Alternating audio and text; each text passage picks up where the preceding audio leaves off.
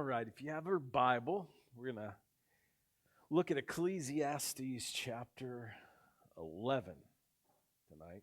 Ecclesiastes chapter 11. If you remember last week, we kind of talked about our words and how our words reveal our heart. Well, tonight, what I want us to do is as we look to what Solomon says here, I want us to think about, and conveniently, or however you want to put it tonight, is thinking about, the reality of all the things we pray for, all the things that are going on in the lives of people. It fits within what we're going to talk about tonight in Ecclesiastes chapter 11. We're going to talk about life tonight. So we're going to talk about not just life, but how sometimes life happens in a way that is not so clear and convenient. Right? I thought of a story about some hikers. They were going to climb a mountain. They got up early in the morning, and they had a guide with them, but they got up early in the morning. They get started on the hike, and on the hike, this sort of dense fog rises, and they have no idea where they're going, but they're not really sure what the next step is. They're not really sure even where they're going at that point, but there's this guide that is just pressing them forward. They're just following the guide step by step, up the trail, up the trail, up the trail, and by the time the fog of the morning lifted, they were where they needed to be. They were at the summit of that mountain that they were trying to climb, that trail that they were trying to go up. And they got to, when the fog lifted, to see that beautiful view, that picturesque view that they had hoped that they were going to see. And the way that they got there was not perfect visibility. It wasn't because the conditions of the moment were ideal. It was because they trusted the guide and they were willing to keep moving forward. That's the picture that Solomon gives us of life in Ecclesiastes 11. Life is foggy. Life is messy. It is uncertain. It is unpredictable, and it is frustrating. That is the nature of life in the sin-sick world that we live in. We don't know which effort we're going to put forth, if it's going to succeed or if it's going to fail, right? We don't know. We may put forth our best effort and it still fail, right? We don't know if the investment that we make is going to flourish or if it's going to fall. We don't know which act of love and service is going to make a difference and which one isn't. And yet, Solomon says, don't wait for clear skies. Don't wait for the perfect moment. Don't wait until everything falls into place. He says, in fact, cast your bread, give a portion, sow your seed, don't hold back. And we're going to talk about what all that means in just a second. So what Solomon says is something that will sound very familiar if you know the New Testament. Solomon essentially is saying in Ecclesiastes chapter 11, we live by faith and not by sight.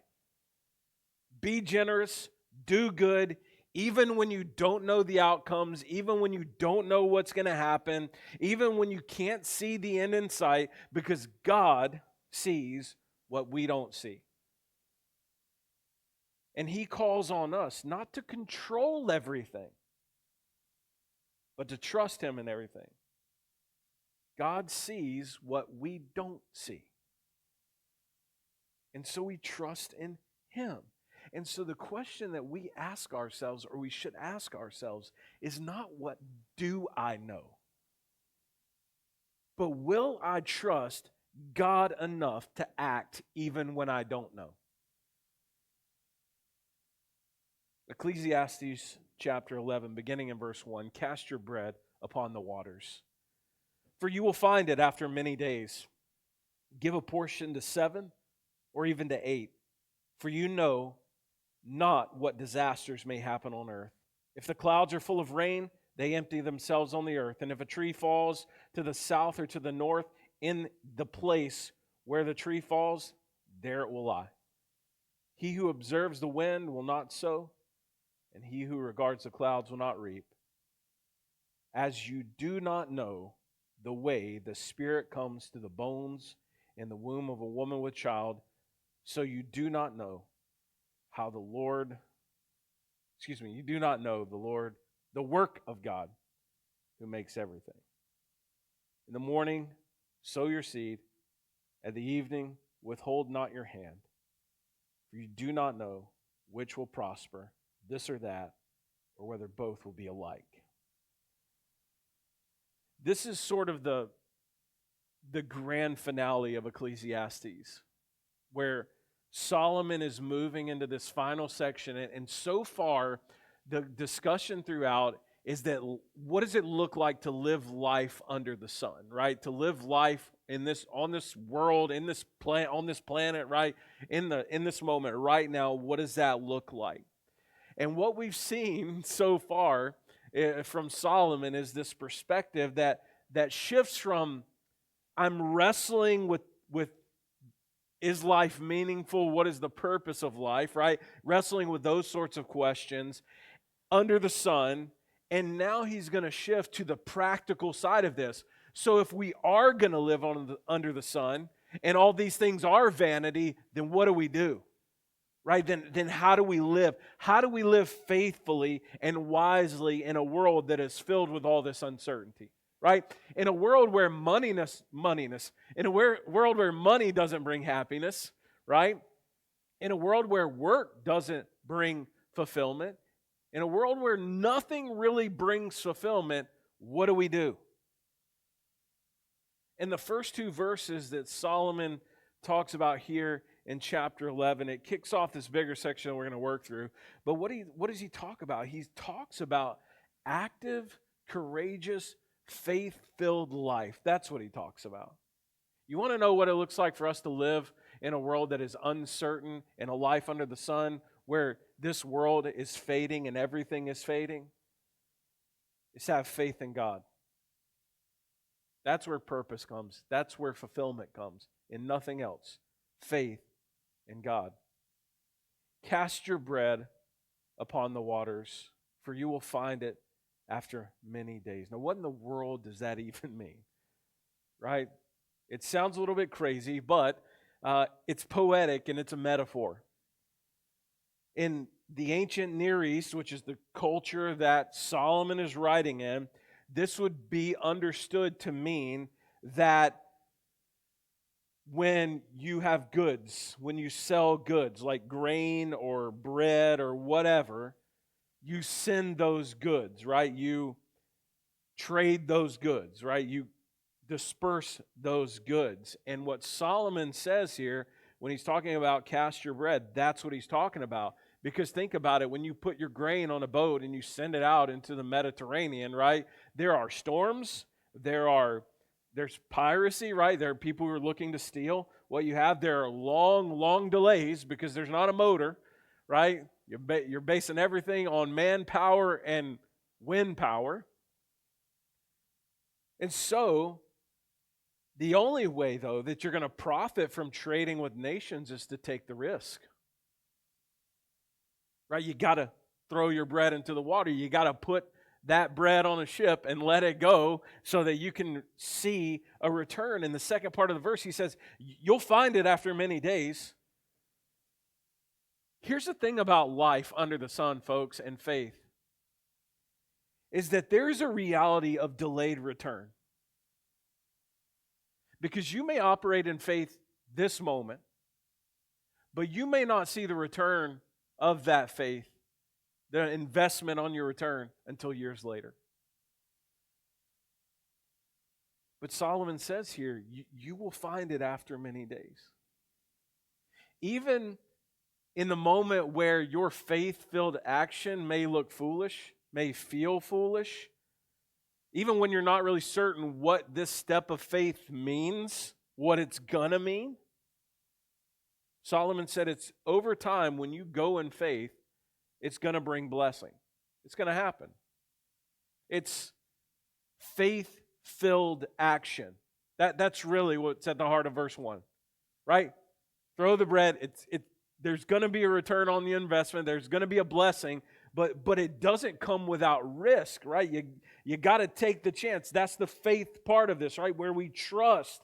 And Solomon is not talking about here pushing reckless living, right? He's not saying that, right? He's not saying that every email you get from the Saudi prince that says he's going to give you $1 billion, that you ought, if you send him $500 in Amazon gift cards, it doesn't mean that you do that, right? That's reckless and dumb. No, don't do that.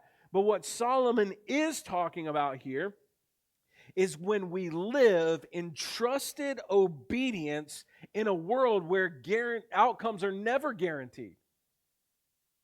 Right? Listen, this is this is easy for me because this is my life every single day. It is. As pastor of this church, this is my life every single day.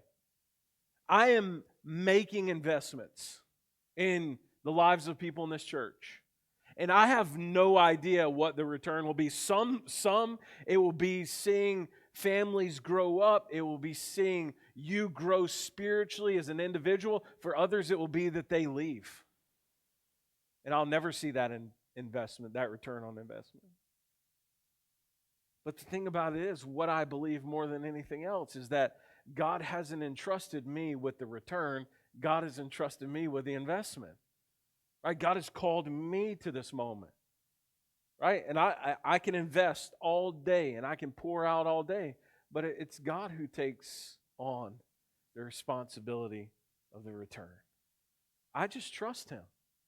And I trust that if Lighthouse has 150 people on Sunday morning, or 15 people on Sunday morning, or 350 people on Sunday morning, I trust that it's not up to me. That God is the one who's the guarantor of outcomes. The only thing I can do is in faith,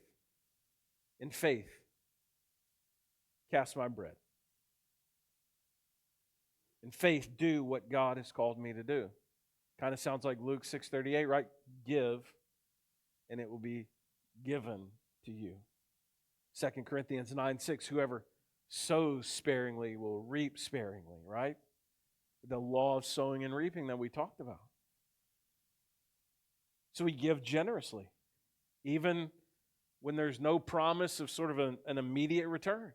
Whether it's money, time, love, or even gospel witness, God is going to be the one who bears the fruit. We just trust Him. We take risk for the kingdom. That's what we do as Christians in this world. We take risks for the kingdom. Every ministry that we do, every time we serve, every mission, every time we act with generosity, we are saying to God, God, I trust you with the outcome. Because if we don't, ministry becomes disappointing. Our service becomes superficial. Our generosity becomes bland. And the church dies. So for us, we don't wait for the situations that feel safe. Faith moves us always when things are crystal clear and when the fog is so dense we can't see in front of us. Faith moves us. Give a portion to 7 or even to 8. For you know not what disaster may happen on the earth. It's generosity, but it's diversity in our generosity and investment. I don't know if you know this, but we as the body of Christ are not a one-trick pony. God has called us to proclaim the gospel, to baptize, to disciple, right? To teach everything that I have commanded you, and lo, I'm with you always, even to the end of the age, right? We have a specific mission, and that mission happens in a lot of different ways in this world. And one of the ways that God fulfills His ministry and His mission in this world is when you have people who understand that what kingdom investment really is. And what is He talking about here? When He says give a portion to 7 or even to 8, we as Christians are to live, and this is the only time you will ever hear me say this, and luckily it will be forever enshrined on YouTube, so when someone says that I said we should be liberal, that you'll know, be able to go back and see. But when it comes to Christians living in this world, we ought to be liberal in the way that we give. And when I say give, I'm not just talking about money. I'm talking about in the way that we serve, in the way that we give, in the way that we do ministry, with our time, talents, and our money. And the picture here that Solomon is giving in the Hebrew culture, 7 is the number of perfection. So he says, give to 7, right? Completely give. And then he says, 8. Even to 8. Well, what is that? That's beyond the norm. And that's exactly what God calls us to. I don't know if you know this, but the truth of the matter is that Christians living in this world, we have not been called just to live generously. We've been called to live sacrificially. That means we exceed the norm. And Solomon says, you want to know why this is a good idea? Because you don't know when the disaster is going to happen on this earth. Solomon says we give generously and we live generously because we don't know what's going to happen tomorrow. We don't know what's going to happen tomorrow. And the thing about Solomon is what he's not doing is he's not advocating for a fear-based generosity. He's not saying, well, you don't know what's going to happen. There may be a nuclear apocalypse tomorrow, so you need to build your bunker and all that. He's not saying that, right? What he is saying is that as Christians in this world, and we recognize the reality of uncertainty, but we let wisdom and faith drive us. Not the reality of uncertainty, right? Not the reality of uncertainty, but faith and wisdom. It's what Jesus talks about when he talks about storing up treasures in heaven, right? He says it's not about all the stuff that's here, right? It's about an investment in the kingdom, right? Where rust and moths, they can't get in and destroy. In 1 Timothy chapter 6, it talks about living generously as stewards of God's gifts. Do you know that your time, your talents, and your money, all of that is gifts from God? And preachers like to get up and talk about the giving part, right? But the truth of the matter is the other two are just as important. Because you can have your time and your talents, and you can be robbing God. You can be giving oodles of money to the church, and you can still be robbing God.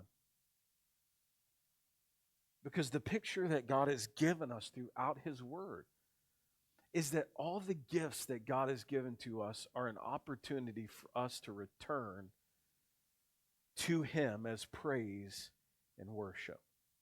Why do you think at the end of the age we're going to get crowns, we're going to get rewards, and then 15 seconds later we're laying those crowns back down at the feet of Jesus? The same picture of what we're talking about here. It's everything that God has given to us.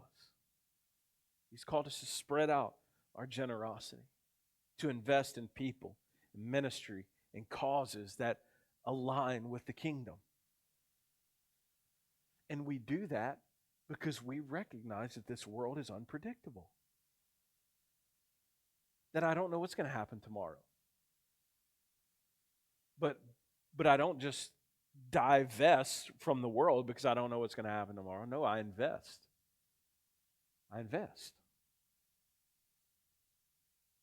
And we don't let fear of the future keep us from being faithful in the present.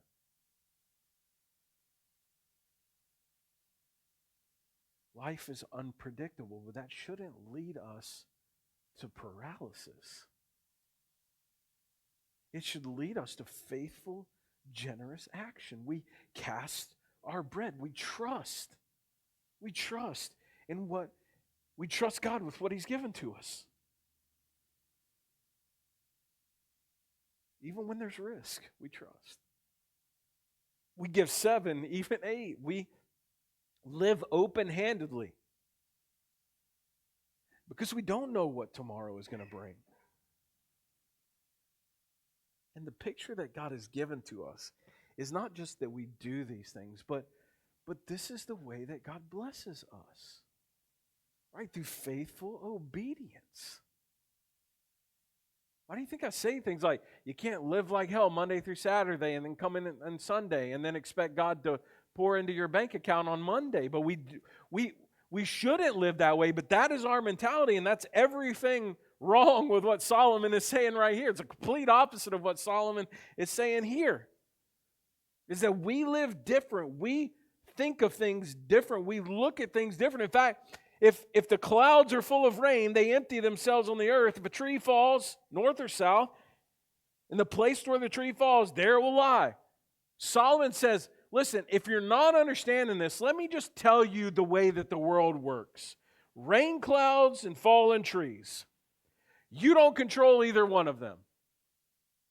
Eric doesn't get to say, well, that cloud sure looks full, and then it rains, right? Now, Russ can go in the woods and cut down a tree, right, and make it fall, hopefully, the way he wants it to go. But if Russ ain't in the woods and that tree falls, when Russ gets there in the morning, he doesn't get to say, I don't like that, you need to fall the other way, right? He doesn't get to do that. Things happen through natural processes, things that we have no say in. They don't ask our permission. They don't fall where we want them to. Life is uncontrollable. And the crazy thing about Christians in this world is the tighter we pull the reins on our life, the more out of control it gets. Because we're not the ones who are called to control our life. There are events in this life, folks, that are completely out of your control. There's nothing that you can do to change that thing. You can't determine when you'll suffer or when you won't. You can't determine or will when death might occur or when it won't. You can't even determine when opportunities may pass by or where they don't. And so Solomon here says, when you think about this and what it looks like for us to live in faith in this world, he says you need to recognize the limits of your knowledge and power. You don't know the story, but I've written the story. God has written every one of our stories. I don't know the next page, but He does. And I have to trust Him. And I can prepare, certainly, right? I have a retirement account. I put money in, right? I'm preparing. But I can't prevent everything, right? Just like recently when the stock market went down. That retirement went down, right? Because I can't prevent everything, but I can prepare. And what Solomon is saying here, just so we're clear, that just because the rain falls when it wants and the tree falls where it wants, it doesn't mean that we sort of mope around this world saying, well, I don't have control of anything, so I'm just going to exist, right? I'm just going to be a bump on a log. He's saying the opposite of that those who operate in faith understand that faith is not about control. That if I'm going to live in faith, then I have to trust God with everything. That I have to believe that I trust in a God who is sovereign over all, the good, the bad, and the ugly, and that somehow in His sovereignty, His promise is that for those who are called according to His purpose, those who love Him and are called according to His purpose, all things work together for good.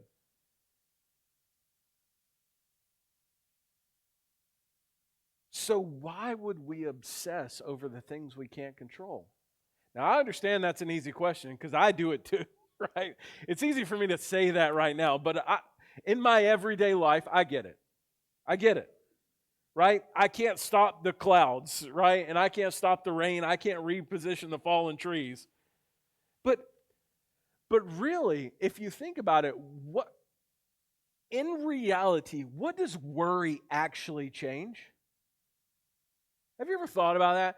Have you ever sat down and thought, I'm worried about this, and it's something I cannot change. So what is my worry really doing? Imagine in that same situation where instead of sitting there worrying, you're just living by faith.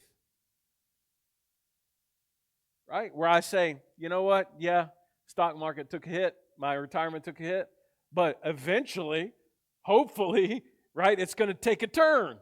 And then it's going to go back up. That's the nature. That's the risk, right?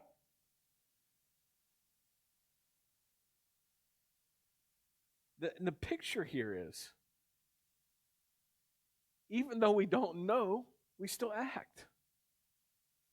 Right? We can't just stop.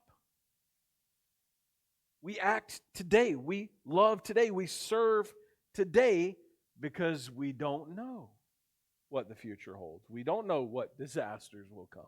We don't know when the rain is going to fall or the tree is going to fall. We don't know. He who observes the wind will not sow, and he who regards the clouds will not reap. Imagine a farmer standing on the edge of his land. He's watching the wind. He's eyeing the clouds. He's looking around. And he wants to sow seeds. He wants to throw seeds, but he's afraid that if he does that, the wind is going to blow them away. Same thing, right? He's just really, really intently watching. He doesn't know what's going to happen. And so he does nothing. And that's Solomon's point. The person who waits for the perfect conditions never acts. Never. It's the spiritual danger of overanalysis. I've said this a million times, I've said it once, but the crazy thing for me is when, like, there's a mission trip and someone says, I need to pray about that. Like, what do you need to pray about? Like, maybe you need the money to go. That's not really a prayer issue. That's just an asking issue, right? But what do you need to pray about? God literally told you in Matthew 28 and in Acts chapter 1 to go to the nations. He says to go there. Baptize them, right? That means you got to evangelize them first. So you go and you tell them about Jesus and you baptize them and you teach them, you disciple them, you mentor them.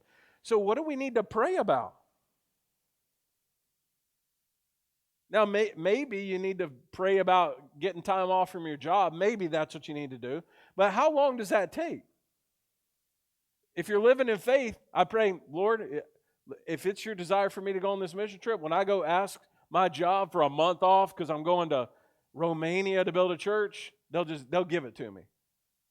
If they don't, I'm just going to take that, Lord, as you don't want me to go on this trip, right? And then you know what you do? You go ask, and they say, dangerously you ask, because they may say yes.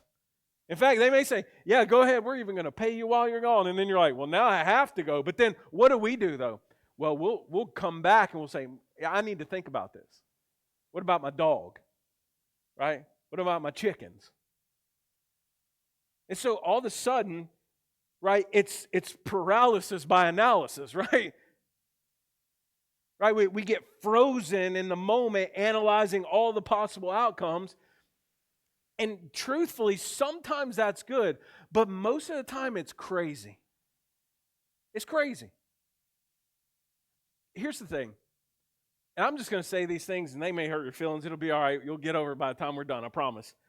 But if you wait for the perfect time in your life to start giving, you're like, we're just struggling financially, so we're going to start giving when we get it together. Guess when you're going to get it together? And then when you get it together, you're going to be so happy you got money, you're not going to give.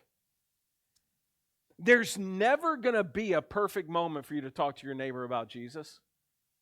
So you can sit there and you can pray for that moment. But if you wait for the perfect moment, you never do it.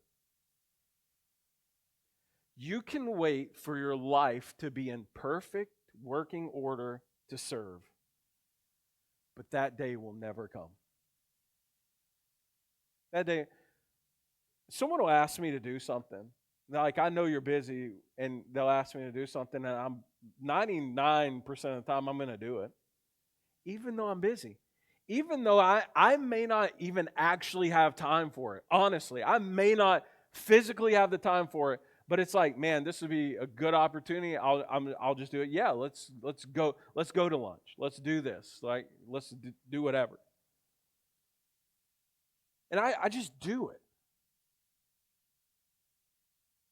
because I know that if I don't, then it becomes easier the next time, right? You sit out of church one Sunday, the next Sunday it's a little bit easier. And then the next Sunday, it's a little bit easier, right? And it just gets to the point where, well, I can just. Same thing is true for us when we're out here serving people and ministering in this world. Now, I do say no to people, so I don't say yes to everything. I am wise, but the truth of the matter is, though, is that I recognize that when someone asks me to do something, it's an opportunity for me to do ministry. But that's not just true for me, folks. That's true for you, too. You're called to the same ministry I am. It just looks a little bit different. Faith doesn't wait for ideal conditions. It obeys even in the imperfect ones. And so what do? We obey now. We don't wait till all of our fears are resolved. If you do, you'll never do anything. But here's the thing, is most people get overwhelmed, again, paralysis by analysis, right? They say, well, I'm just going to use money because it's the easiest, whatever. Is they'll say, man, I just can't, there's no way I can give. But it's never been in God's kingdom about the amount that you give. It's never been about the amount of time you serve. It's not about the amount of ministry that you do. What's it always been about? Are you doing it? Because the widow was faithful with her mite. While everyone else gave out of their abundance, she gave what she had. And what does God say? She's given more than anybody else. It doesn't take someone who's at the church every day, every moment, to honor the Lord with their time, with their service, the ministry. It doesn't take that. It can take a 5-minute phone call to someone. So if you need to, you start small. But start. Sow a little. Take a step. Move in obedience. Why? Because God blesses movement, not hesitation. And for us, we live by faith, not by forecast, right? If you're constantly looking at the horizon like this farmer, if you're constantly looking for the next risk, then you're never going to plant anything that matters.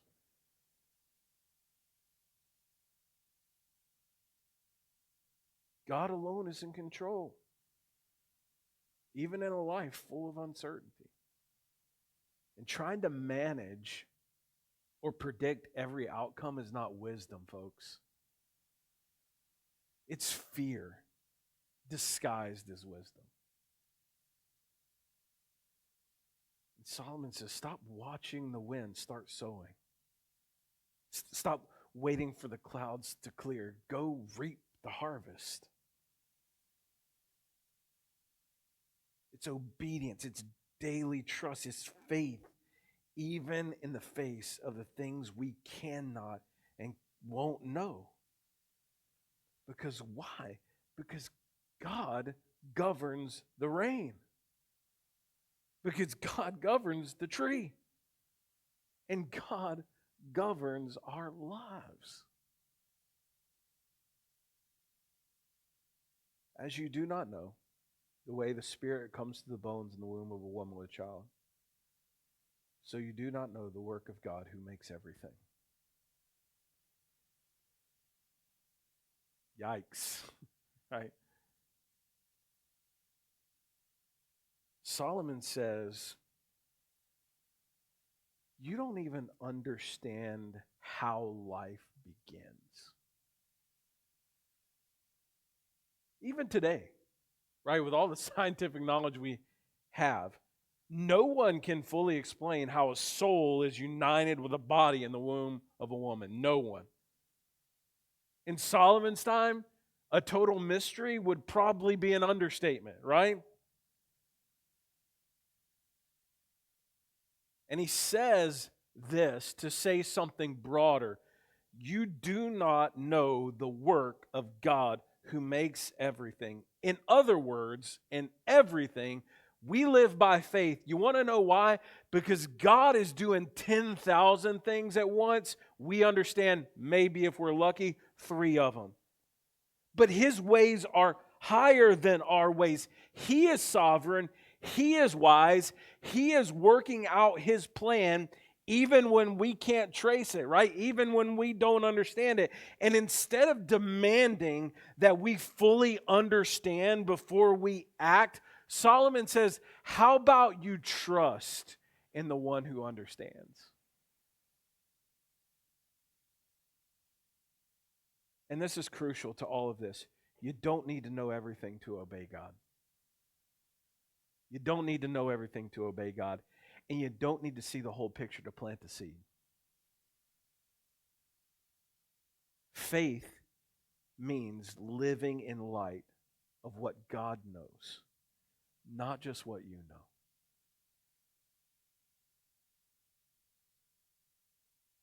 And that mystery, because I recognize it's a mystery, it should grow our worship, not our worry.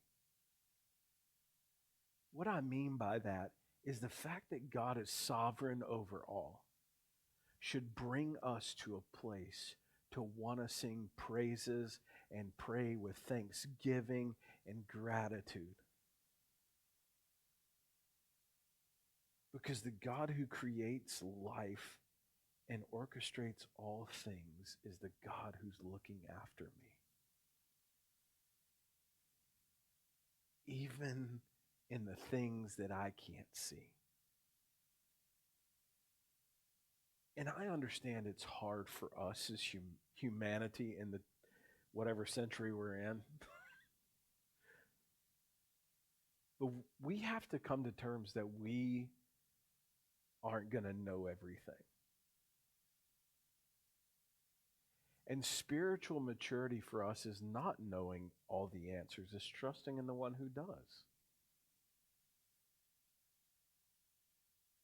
In the morning, sow your seed. At the evening, withhold it, or withhold not your hand. For you do not know which will prosper, this or that, or whether both alike will be good. This is what Solomon says. Have faith in what you know and what you don't know, because they're both going to pan out the same. Because what you know, God is sovereign over, and what you don't know, God is still sovereign over, and God's plan and God's will is the will that comes to fruition in this world. And so Solomon says, you know what you do in this world? You keep sowing, right? You keep moving. You don't hold back. You do good at every opportunity that God gives you in the morning and in the evening. When you start early or if you start late, you keep investing your life in what matters. Why? Because we don't know which one is going to prosper. We don't. We don't. There's no guarantees in this life. Why do you think those crazy those investors on the radio and stuff, like they make it sound real good, like a 16% return on investment, but what do they always say at the end? Like, none of this is guaranteed, right? None of it's guaranteed. Interestingly enough, somehow they figured out what God had already told everybody else, that nothing in this life is guaranteed. But for us, because we don't know, because nothing is guaranteed, that's exactly why we act the way that we act, with persistence and with faith. And what Solomon is saying here is he's not telling us to just kind of aimlessly wander around, right? He's not saying that. He's not saying, well, you don't know which one's going to prosper, so just kind of float around in the ethos of the world and do your best. No, what he's saying here is that even in the unknown and the known, we have faith-filled diligence. What is he telling us? He's telling us don't stop after one try. That's the crazy thing, right? People go to counseling, and they'll come out of the first counseling session. Well, that didn't accomplish anything, and they don't go back. It's like, bro, it took you 20 years of bad decisions to get to this moment. You think we're going to fix this in 1 hour, one night? Nuh-uh, right? Somebody's going through, they're in financial crisis. Chances are they didn't just wake up one day broke, right? Chances are there's a lot of stuff that happened to lead to that moment, right? And the government isn't going to swoop in and fix all those problems in a minute, right? No one else is going to swoop in and fix all those problems in a minute. But you know what you got to do? You got to get up and you got to keep moving forward, right? You get up and you go to work every day. You go to work broke and you come home broke. But this is the thing. You get up and you go to work, right? Because every day you're getting a little less broke. At least you should be now. People just call out. People don't want to do anything. But I won't go down that rabbit trail. But Solomon says we keep sowing. Because you might not see the results today from this particular seed, but you keep going because you never know when God's going to bless you. You keep giving. You get up every day and you go to work and you're broke. But one day, and it may take years, it may take a lifetime, but one day, you'll open your eyes and realize you ain't been broke in a long time. You may have felt broke, right? You may have had to live broke, but you wake up one day and realize, no, God has been blessing me all along. Yeah, I didn't have all the cars, the mansions, the houses. God's been blessing me all along. It's a picture of consistent faithfulness that God has given to us here. Let us not grow weary in doing good, for in due season we will reap if we do not give up. Galatians 6 and verse 9. 1 Corinthians 3 and verse 7. So neither he who plants nor he who waters is anything, but only God who gives the growth. The call in our life is faithful obedience. We trust God with the outcomes. Our job is sowing. God's job is growing. And so we're faithful in the things that God gives to us, even the small things. Evening prayer, an act of service that nobody else sees. Why? Because it all counts. It all matters. It's all worship to God. Life is uncertain, but God is sovereign. You can't control outcomes, but you can sow faithfully. You won't always see the results, but you're called to keep working. Solomon says you don't know when disaster is going to come, but you know what you do? You give anyway. You don't know when the tree is going to fall, but you trust God anyway. You don't know whether your seed is going to prosper, but you sow anyway because God knows.